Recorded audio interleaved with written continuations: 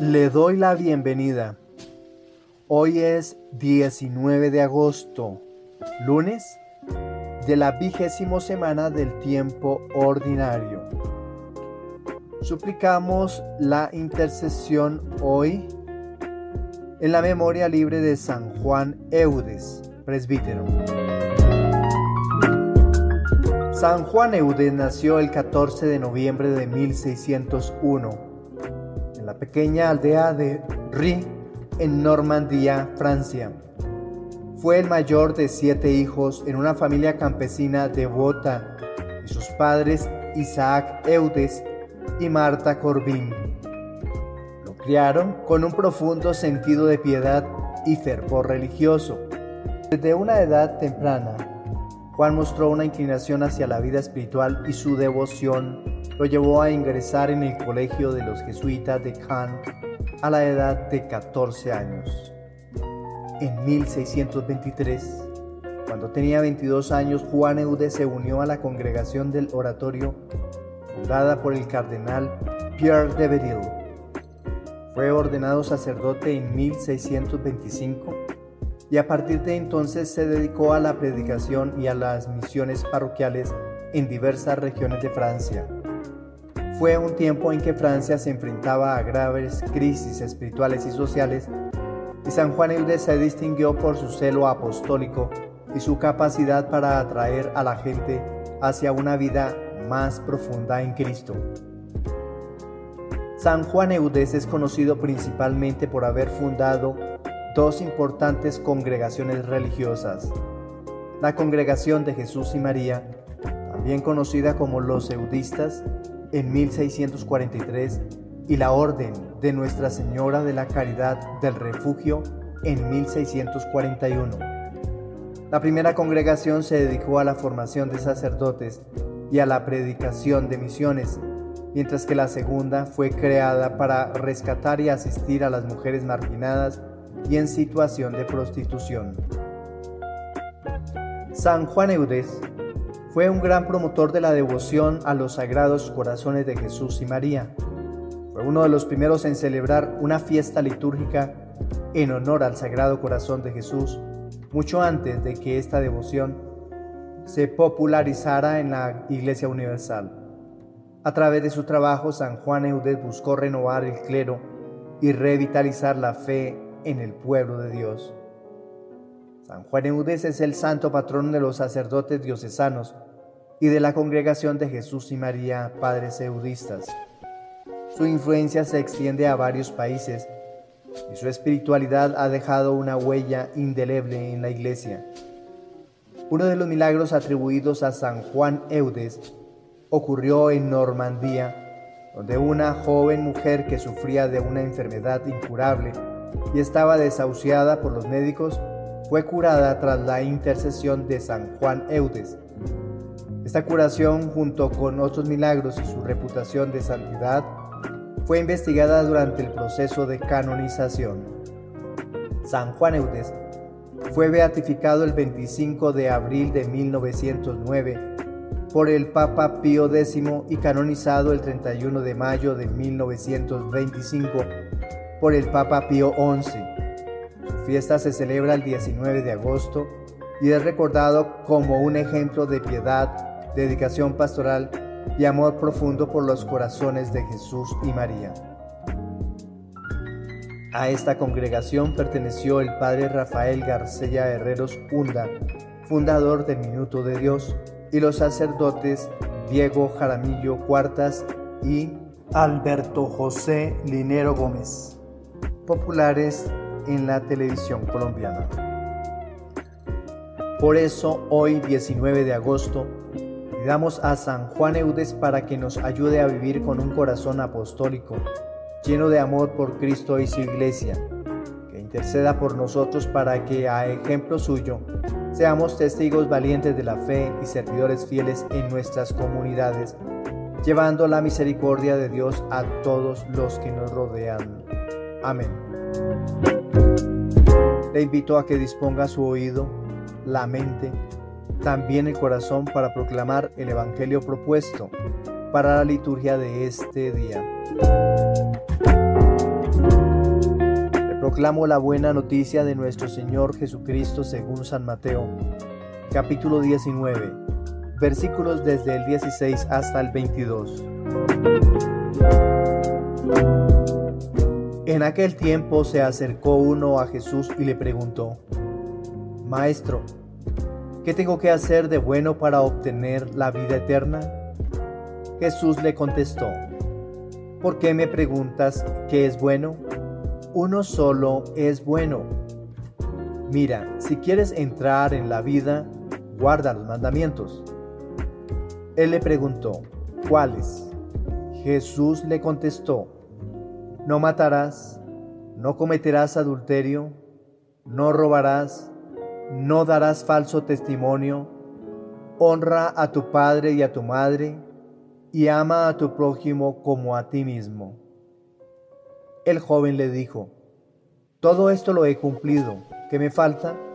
Jesús le contestó: Si quieres ser perfecto, anda, vende tus bienes, da el dinero a los pobres, así tendrás un tesoro en el cielo, y luego ven y sígueme. Al oír esto, el joven se fue triste porque era muy rico. Palabra del Señor. Nuestra reflexión para el día de hoy. La propuesta de la primera lectura, la cual invito a hacer repaso de ella antes de escuchar nuestra reflexión, del profeta Ezequiel en su capítulo 24. La señal que nos prepara la primera lectura muestra el profundo amor de Dios por su pueblo. El profeta Ezequiel recibe la noticia de que su esposa morirá, pero Dios le prohíbe manifestar cualquier sentimiento de duelo. Esta acción simbólica refleja el dolor de Dios cuando su pueblo, que le había jurado fidelidad, le fue infiel cometiendo iniquidades. La separación de un amor eterno causa dolor y desesperanza, pero al igual que Dios no hizo duelo por la infidelidad de Israel, sino que continuó velando por los que aman. Ezequiel es llamado a permanecer firme. Este pasaje nos invita a reflexionar sobre la fidelidad a Dios y las consecuencias del distanciamiento espiritual.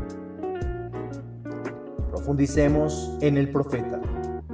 El libro de Ezequiel nos sitúa en un periodo crucial de una historia del pueblo de Israel, la crisis del exilio babilónico.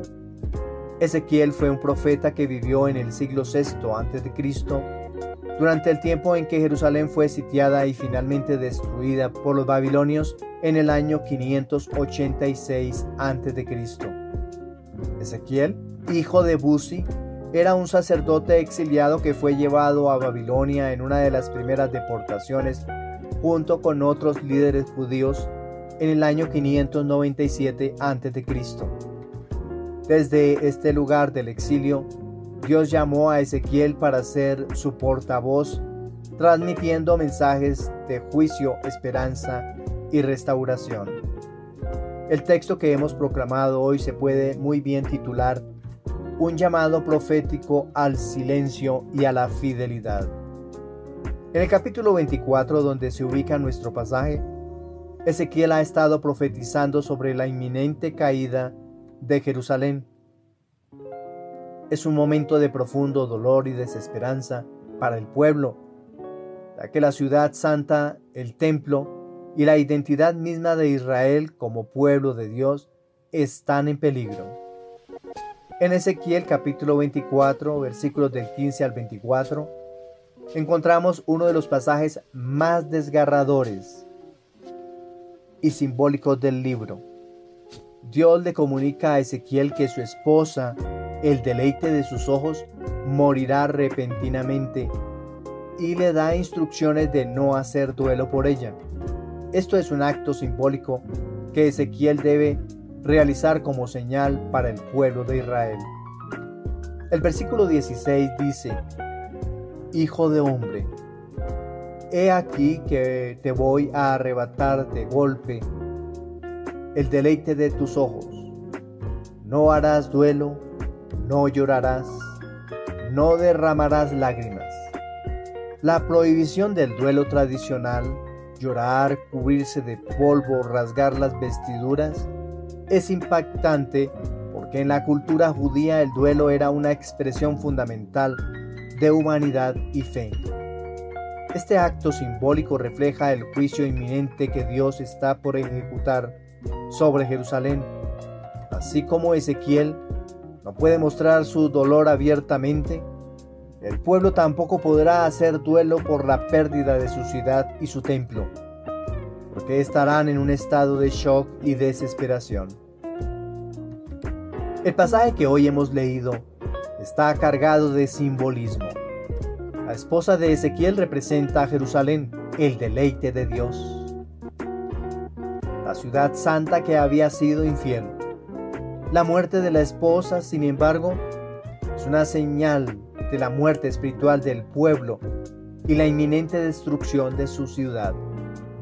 La ausencia de duelo simboliza el juicio total de Dios y la profunda ruptura en la relación entre Dios e Israel, debido a la infidelidad de este último. No habrá tiempo ni lugar para el duelo porque el pueblo estará sobrecogido por la magnitud de su desgracia. En hebreo, la palabra deleite que se utiliza en este pasaje es mahmad, que transmite una connotación de algo precioso y deseado. La pérdida del mahmad de Ezequiel es paralela a la pérdida de Jerusalén, que era apreciada para Dios, pero que debía ser entregada al juicio debido a su infidelidad. Este pasaje desafía a los creyentes a reflexionar sobre la fidelidad y las consecuencias del alejamiento de Dios. En la vida del cristiano, Jerusalén simboliza nuestro corazón, que puede volverse infiel a Dios a través del pecado y la idolatría. La advertencia de Ezequiel nos invita a examinar nuestra vida y a renovarnos en la fidelidad a Dios antes de que el juicio llegue. El silencio de Ezequiel también puede ser visto como un llamado al silencio contemplativo en medio del sufrimiento. A veces, Dios nos pide que enfrentemos nuestras pérdidas y dolores en un silencio que permita una profunda comunión con Él, donde las palabras no son suficientes. San Juan Crisóstomo, conocido por su elocuencia en la predicación, señala en uno de sus comentarios que Ezequiel, a través de su obediencia y silencio, enseña al pueblo la gravedad del pecado y la necesidad del arrepentimiento.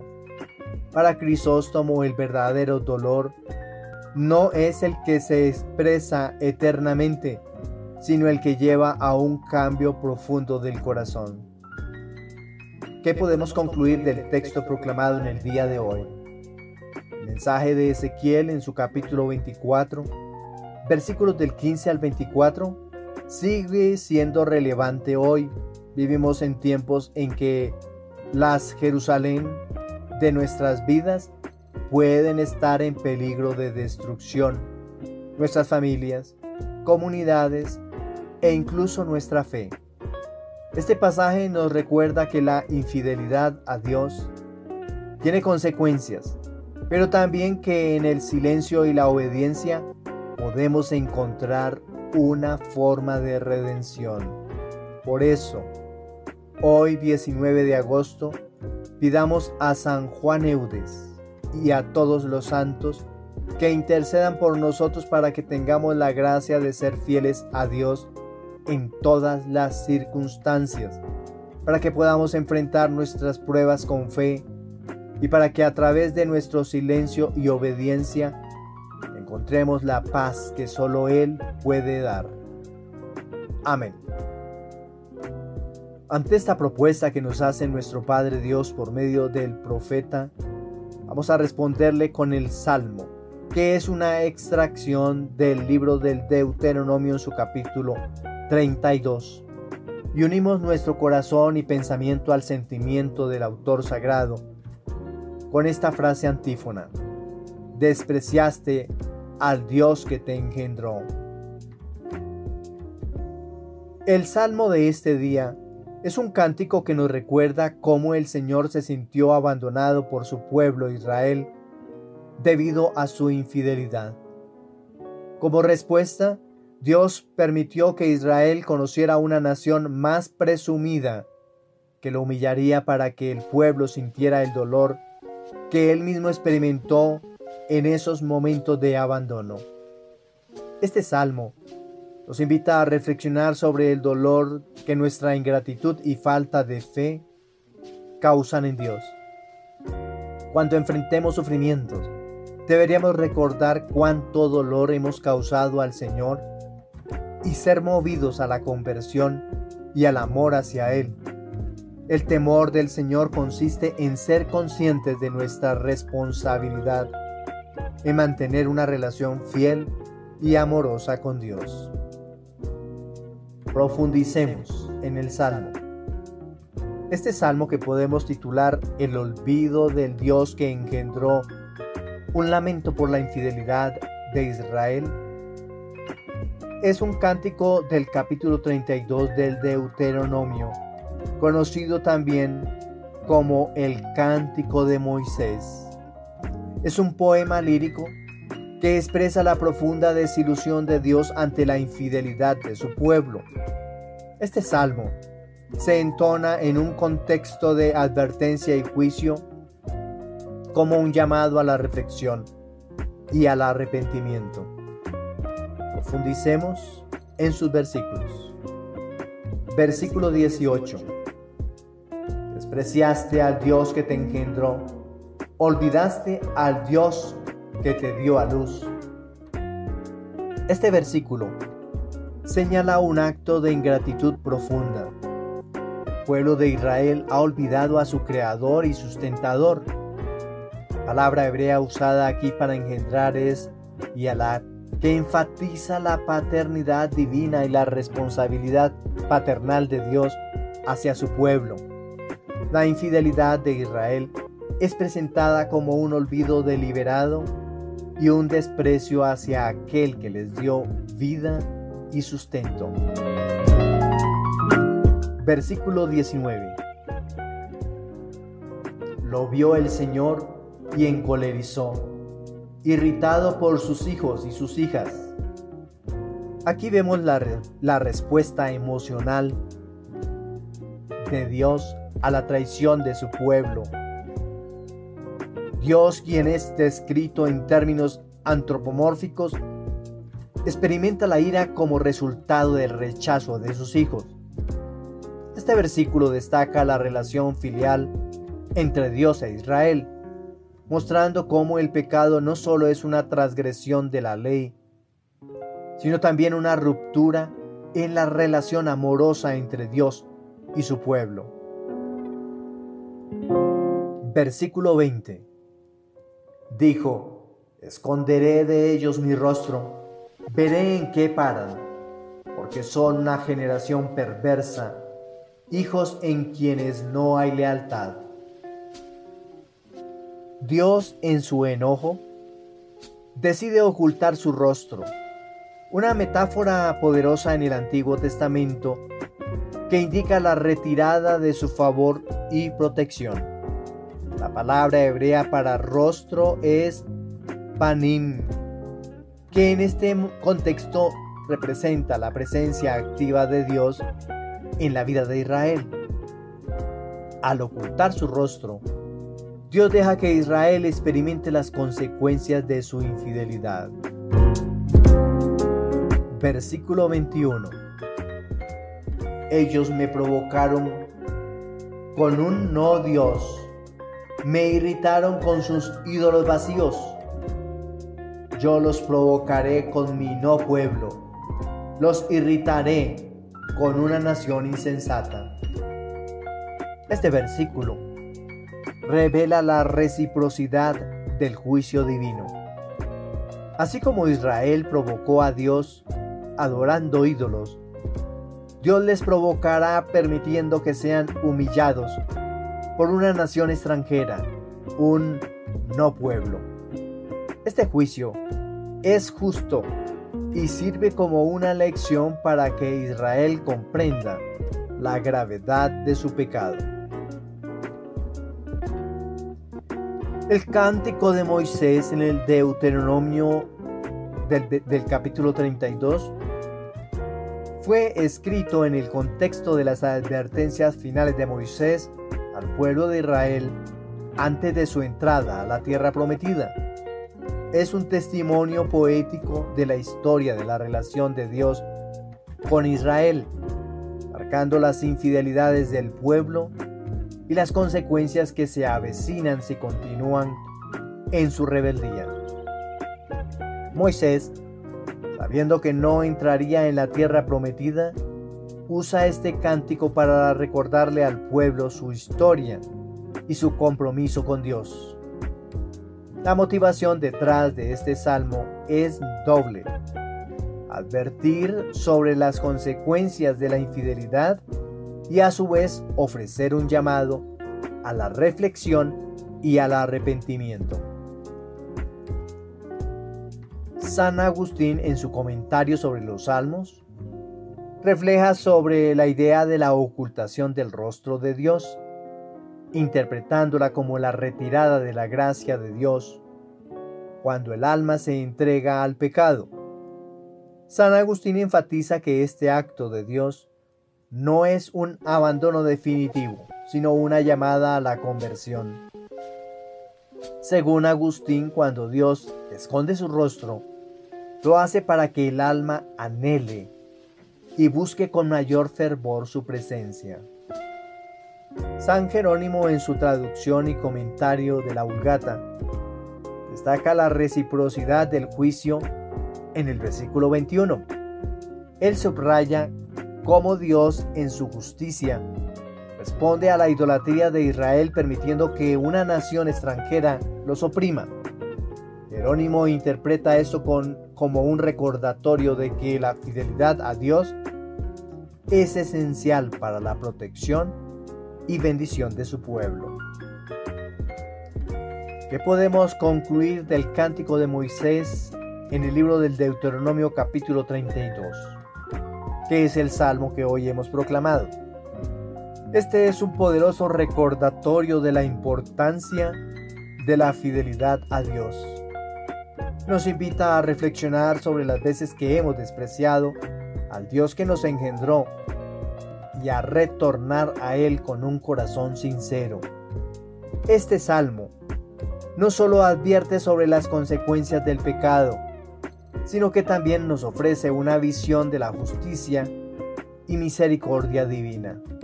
Por eso, hoy, en el contexto del lunes de la 20ª semana del tiempo ordinario, pidamos al Señor que nos conceda un corazón fiel y agradecido, que nunca se aparte de su camino y que siempre busque su rostro, incluso en medio de las pruebas.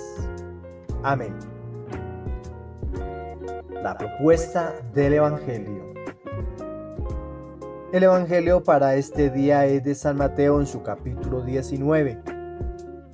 El relato del Evangelio nos presenta a un joven que pregunta a Jesús cómo ganar el reino de los cielos.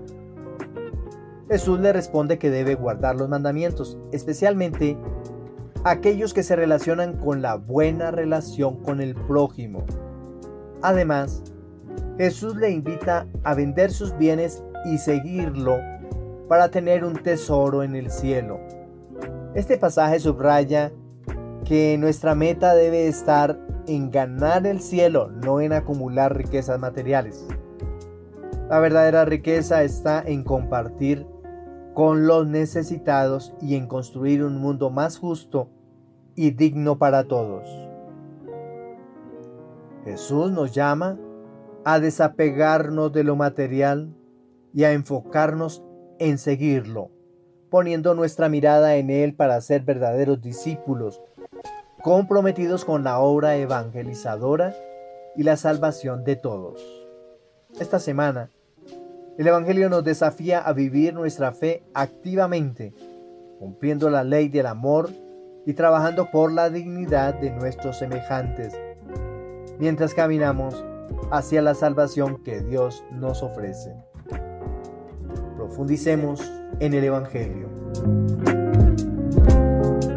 El Evangelio de Mateo fue escrito en un contexto donde la comunidad cristiana estaba en transición, pasando de ser una secta judía a una iglesia que incluía a gentiles. Este Evangelio tiene un fuerte énfasis en la enseñanza de Jesús como el nuevo Moisés, con la ley de amor como su centro. Mateo escribe para una comunidad que está profundamente enraizada en las tradiciones judías y busca demostrar que Jesús es el cumplimiento de las profecías del Antiguo Testamento. En el pasaje que hoy hemos proclamado de San Mateo en su capítulo 19 y versículos desde el 16 al 22, encontramos el relato del joven rico que se acerca a Jesús para preguntar sobre cómo alcanzar la vida eterna. Este encuentro es narrado en los 3 evangelios sinópticos, pero Mateo lo desarrolla con un énfasis particular en la relación entre la ley y el reino de los cielos. Versículo 16. Dice el autor sagrado: Maestro, ¿qué he de hacer de bueno para obtener la vida eterna? Este joven tiene una preocupación sincera por su salvación. Su pregunta refleja una mentalidad común en el judaísmo del primer siglo, donde la observancia de la ley era vista como el camino para alcanzar la vida eterna. La palabra griega usada aquí para bueno es ágatos, que puede significar moralmente bueno o virtuoso, sugiriendo que el joven buscaba una acción específica que le garantizara la vida eterna. Versículo 17. ¿Por qué me preguntas acerca de lo bueno? Uno solo es el bueno. Jesús, en su respuesta, redirige la atención del joven de las acciones hacia la persona de Dios. Jesús no rechaza la ley, pero enfatiza que solo Dios es la fuente última de bondad. Esto prepara el terreno para la enseñanza radical que Jesús dará a continuación. Versículos 18 hasta el 19. Guarda los mandamientos, amarás a tu prójimo como a ti mismo. Jesús cita los mandamientos que se relacionan con las relaciones humanas, enfatizando que la vida eterna no es solo un asunto de rituales, sino de cómo vivimos en relación con los demás. La referencia a amarás a tu prójimo como a ti mismo es una cita del libro del Levítico en su capítulo 19, versículo 18, que Jesús eleva al nivel de mandamiento fundamental. Versículo 20. Todo esto lo he guardado. ¿Qué me falta? El joven demuestra un cumplimiento externo de la ley, pero aún siente un vacío. Este versículo revela que la mera observancia legal no es suficiente para llenar el anhelo del corazón humano por la plenitud de vida que ofrece el reino de Dios. Como hemos visto, Jesús le propone al joven que debe cumplir los mandamientos. ¿Cuáles? 1. No matarás. 2. No cometerás adulterio. 3. No robarás. 4. No darás falso testimonio. 5. Honra a tu padre y a tu madre. Y 6. Ama a tu prójimo como a ti mismo. En este ama a tu prójimo a ti mismo, que es la sexta propuesta, encierra todo lo anterior. Pero estamos en un número 6 de prohibición. Bueno, los 5 primeros es como la necesidad del Espíritu de Dios para poder cumplirlos, y el número 6 de estas 5 normas es la que encierra las 5 anteriores. Pero estamos en el número 6.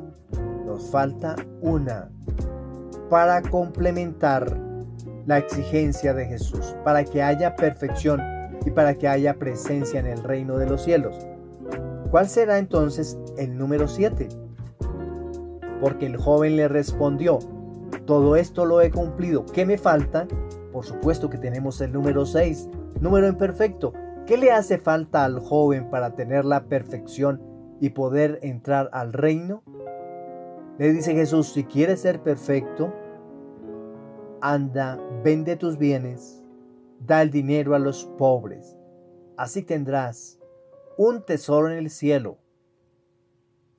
Entonces lo que le falta y lo que nos propone Jesús en el día de hoy es desapegarnos de nuestras seguridades. ¿Cuál es tu seguridad? Porque muchos de nosotros ponemos nuestra seguridad en la casa que tenemos, en la casa que vivimos, en el trabajo que tenemos, que con él pagamos el sustento de nuestra alimentación y de pronto de nuestra casa. Debemos entonces desapegarnos de lo que hoy tenemos para poner nuestra confianza plenamente en Dios. Pero tras de eso hay algo más importante: da el dinero a los pobres. Es decir, no consiste en que nosotros debemos evitar hacer el mal al prójimo, como nos han dicho los 5 mandamientos anteriores, incluso las 6 propuestas anteriores, sino que debemos ayudar a los necesitados. No solamente se entra al reino de los cielos evitando hacer el mal, sino debemos hacer el bien, cumplir las obras de misericordia. Son 14 propuestas que tenemos para ayudar al prójimo. Y dice el texto bíblico que es un número 8 para completar un nuevo nacimiento, una nueva norma, una nueva ley. Ven y sígueme. Debemos convertirnos en eso, en discípulos del Maestro, en discípulos del Señor. Y lo que hacen los discípulos es seguirlo, aprender de Él, aprender de su Maestro, para luego ir y buscar las ovejas del Señor y que vuelvan su mirada al rostro de Dios. No solamente debemos salvarnos nosotros, sino debemos trabajar por la salvación de los demás. Versículo 21. Si quieres ser perfecto, anda, vende lo que tienes y dalo a los pobres, y tendrás un tesoro en los cielos. Luego ven y sígueme. Aquí Jesús plantea un desafío radical. La palabra perfecto, teleios en griego, sugiere un estado de madurez espiritual y plenitud. Jesús invita al joven a desprenderse de sus posesiones materiales para encontrar un tesoro en el cielo y seguirlo. Este versículo no es solo una invitación a la pobreza material, sino a la libertad interior, a ayudar al necesitado, para sentir gozo y alegría en el interior y la total dependencia de Dios.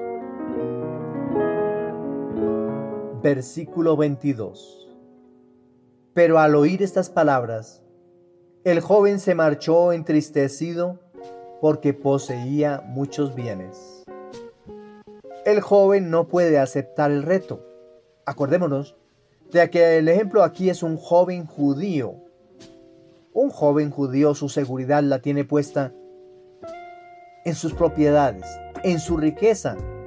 Un judío muestra a los demás, a sus hermanos, que Dios lo ha bendecido y que Dios tiene puesta su mirada en él porque tiene un territorio muy grande de tierra, posesiones, porque tiene dinero, porque tiene cultivos, porque tiene posesiones.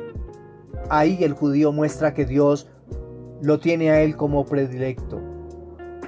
Ya el joven no puede aceptar el reto porque sus posesiones lo atan al mundo. Su tristeza indica un reconocimiento de la verdad en las palabras de Jesús, pero también su incapacidad para desprenderse de lo que más valora. El joven quiere mostrarle a los demás que él es elegido de Dios porque mucho tiene, pero no es así como lo presenta Dios.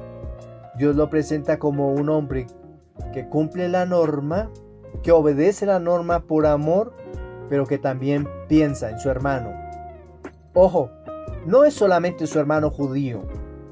Él debe ayudar a todo necesitado. Y al judío le duele tener que ayudar a otros que no son de su raza. Este pasaje que hemos leído hoy es un recordatorio profundo del costo del discipulado. Jesús no está condenando las riquezas en sí mismas, sino el apego a ellas, en poner la confianza y la esperanza en ellas. En un mundo donde la acumulación de bienes materiales es vista como una medida del éxito, el mensaje de Jesús desafía a sus seguidores a reevaluar sus prioridades. El reino de los cielos requiere un corazón libre, dispuesto a seguir a Jesús sin reservas. La clave de este pasaje radica en la llamada al desapego y la invitación a una vida de seguimiento radical de Jesús. Jesús llama a la libertad de los bienes materiales para abrazar el bien supremo que es Dios mismo. Este desapego es más que una renuncia física. Es una deliberación espiritual que permite al discípulo vivir plenamente en el reino de Dios. La numerología en este pasaje también es interesante. El número 10, los mandamientos, el decálogo, representa la totalidad de la ley y Jesús revela esto en un nivel más alto, llamando una perfección teleios que va más allá del cumplimiento legal. Esta perfección se encuentra en la entrega total a Dios y en el seguimiento de Cristo. San Jerónimo comenta sobre este pasaje que el verdadero tesoro que Jesús ofrece no se encuentra en los bienes materiales, sino en la relación con Dios, que solo se puede alcanzar mediante la renuncia a todo lo que nos ata en este mundo. Jerónimo destaca que este llamado a la perfección es para todos los cristianos, no solo para unos pocos elegidos.